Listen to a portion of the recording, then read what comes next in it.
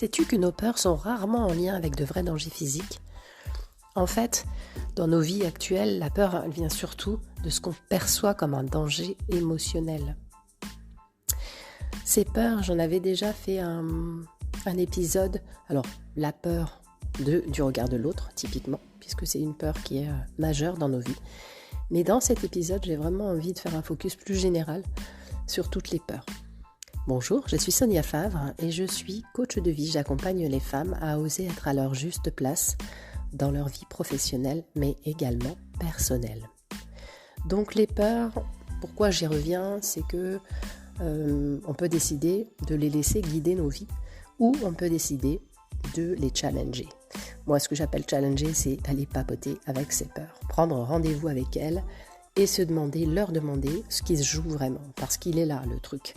C'est que là où elle met des enjeux puissants et de vie ou de mort, en réalité, il s'agit plus de perception, d'association qu'elle a fait, mais finalement, il y a peu de danger, c'est simplement des émotions désagréables qu'on se refuse de vivre.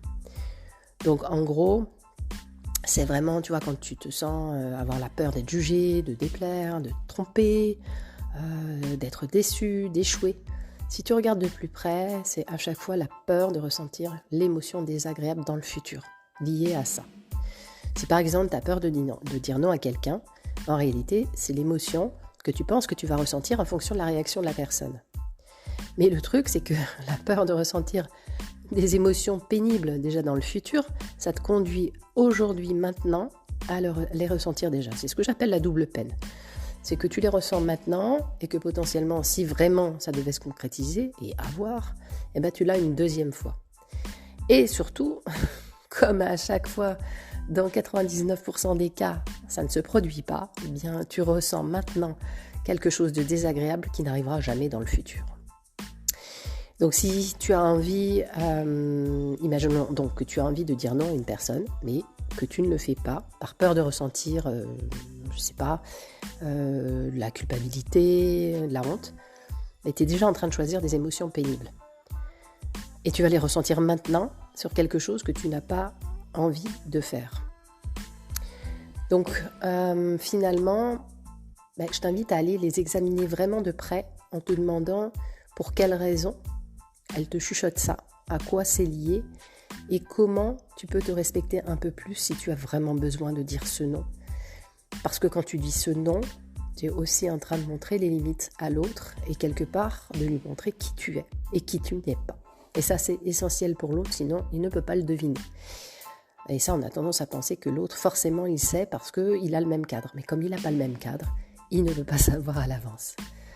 Donc en tout cas, moi, je t'invite vraiment à papoter avec tes peurs, à prendre ce rendez-vous avec elle et aller vraiment lui demander, mais qu'est-ce qu'il y a de grave là dans cette situation si je fais ça ? Alors oui, il y a toujours cette peur d'être blessé, d'être rejeté, etc. Et si tu n'étais pas rejeté ? Et si tu n'étais pas blessé ?